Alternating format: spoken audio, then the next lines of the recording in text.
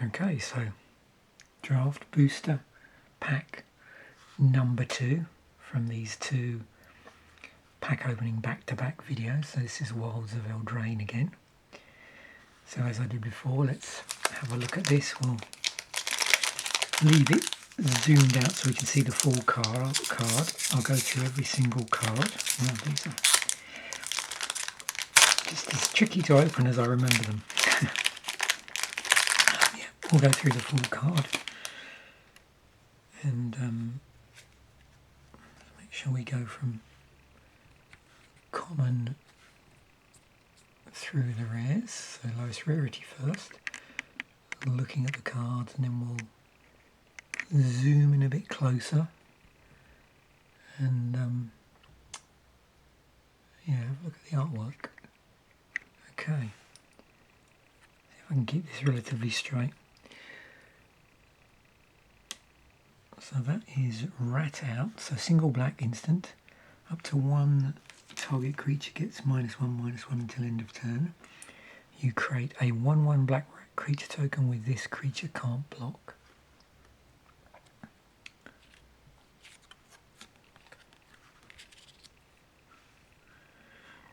Freeze in place, 2 and a blue sorcery. Oops, let's just bring that down a bit.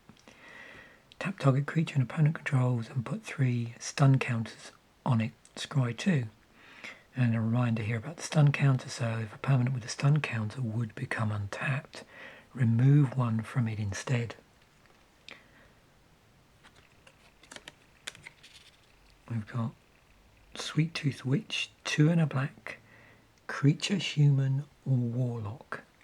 It's a 3/2, and when it enters the battlefield you create a food token. And as a reminder, a food token is an artifact with 2 tap. Sacrifice this artifact, you gain 3 life. But also on here we've got this additional ability which says 2, sacrifice a food, target player loses 2 life.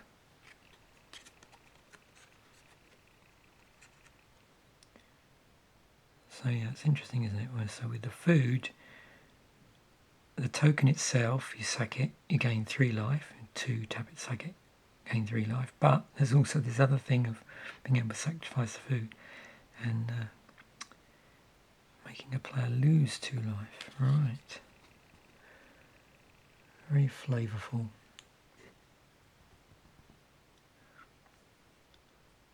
Three in a green, Sky Beast Tracker, 2/4, creature giant archer. It's got reach.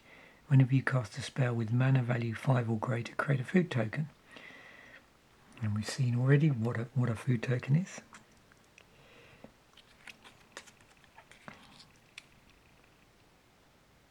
Candy Trail. So just 1 mana of any colour. When it enters the battlefield, scry 2. 2 tap, sacrifice Candy Trail, you gain 3 life and draw a card.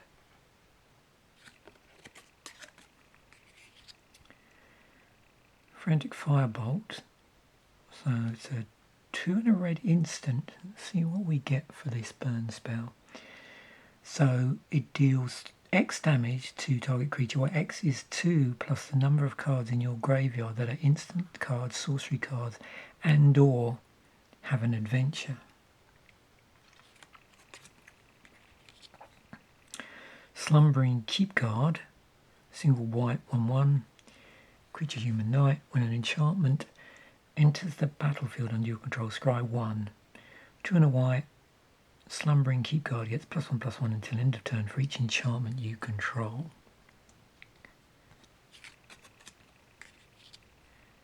Okay, we have a land at common here, non-basic, Crystal Grotto. When it enters the battlefield, scry 2. Tap, add a colourless mana, and it's also got filtering on it. So we can take 1 mana of any colour and turn it into another mana of any colour. Or the same mana of any colour, I suppose. Yep.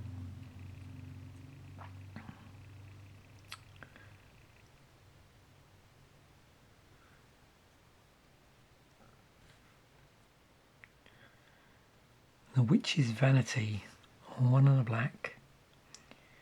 So this is an enchantment saga. So when they enter the battlefield, after your draw step, you add a law counter and then you sacrifice this of 3, so your law counter sort of moves down. So destroy target creature an opponent controls with mana value 2 or less. That's the first one. Second one, create a food token. As you've seen earlier, it's an artifact with 2 tap, sacrifices artifact, you gain 3 life. And then 3, create a wicked roll token attached to target creature you control. And we've got Howling Galefang, 2 and 2 green, 4/4 vigilance. It's got haste as long as you own a card in exile that has an adventure. Spell Scorn Coven, how you like to say that. 3 and a black. It's a creature fairy warlocks, 2/3 with flying. And when Spell Scorn Coven enters the battlefield, each opponent discards a card. But also we have an instant adventure on here. Take it back. 2 and a blue. We can go on an adventure. So return target spell to its owner's hand, then exile this card. You may cast the creature later from exile. Okay, so we do have a mythic. That's a bit of luck.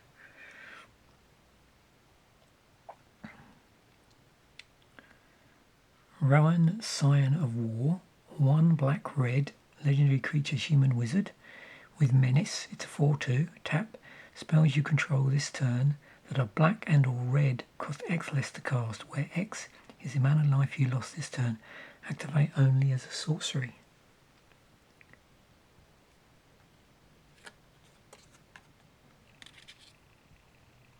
One of these.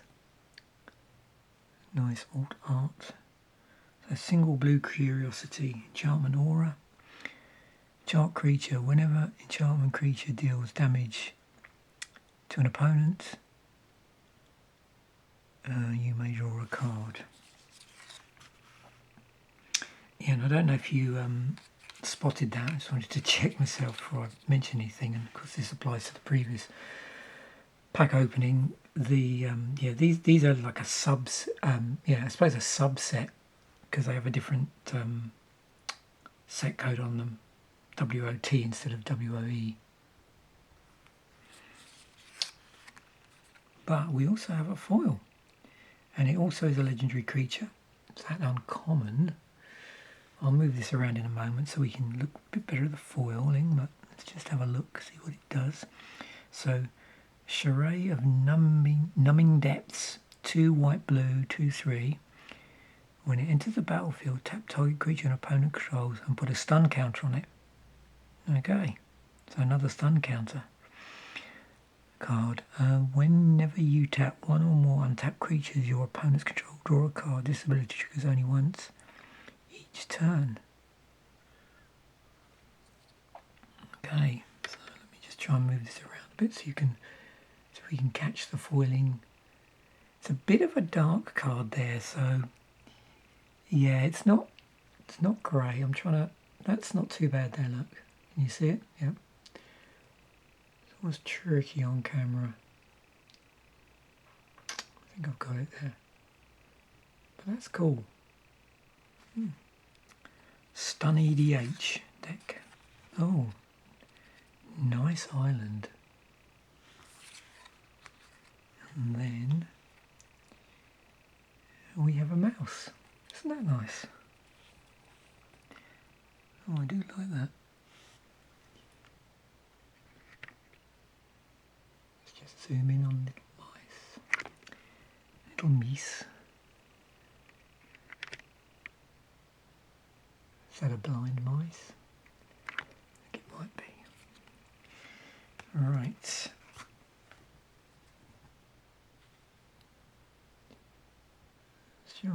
Should we try and get as close as we dare?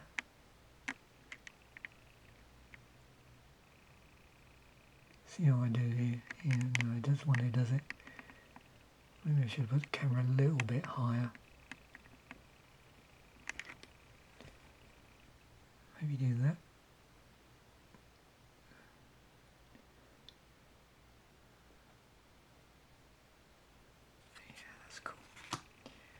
Okay, I think that's going to be okay. Oh yeah, that's a bit clearer now. You can see that. I'm not going to move it around too much. Well, we'll do it a little bit. Just so you can sort of see the foiling effect there. That's good, isn't it? Yeah, that's a lot better close up. And this one looks really cool.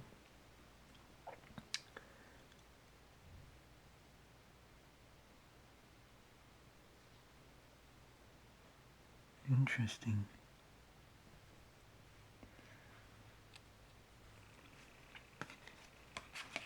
And this was the mythic.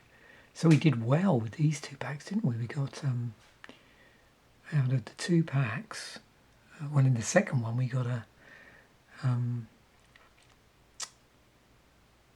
mythic and a foil. So yeah, that was good. I don't know why I'm moving that around. It's not a foil, is it? That's funny. Oh yeah, that looks cool. Wow. And that's not a foil. Okay. Yeah, this is actually, let's see what the next one, oops. Yeah, it's not going to look so good on that saga, but yeah, this is really quite optimal. I have to remember this. So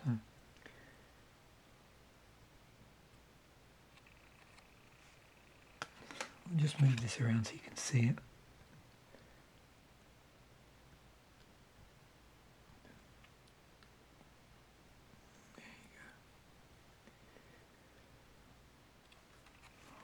Wow. Oh, wow.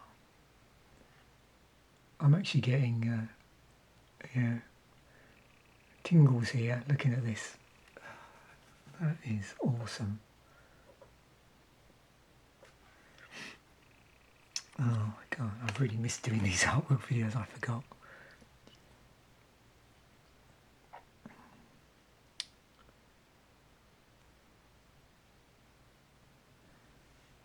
Yeah, the only reason why the only problem I have with them is, and this is true if anybody's ever tried to film stuff like this, you know, you generally have to lean over a little bit, and yeah, it puts a bit of strain on the bottom of my back, so it's more a question of me just timing these so I don't spend more than about 10 to 15 minutes on a video.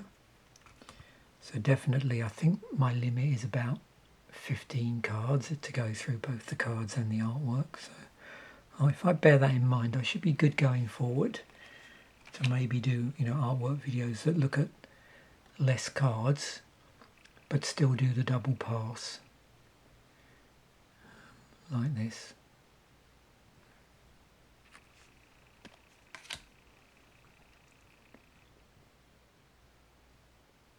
I think also if you do less cards, when it's zoomed in like this,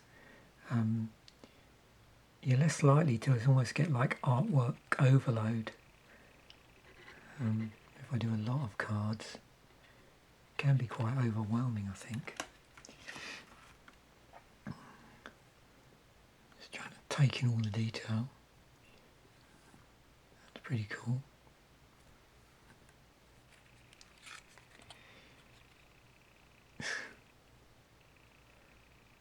I'm flinging a rat there. That's funny. Oh, that is amusing.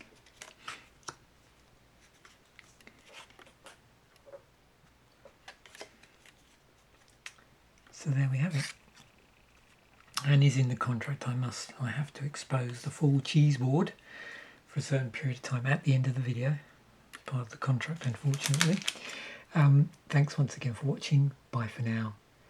And I will definitely catch you in a future video.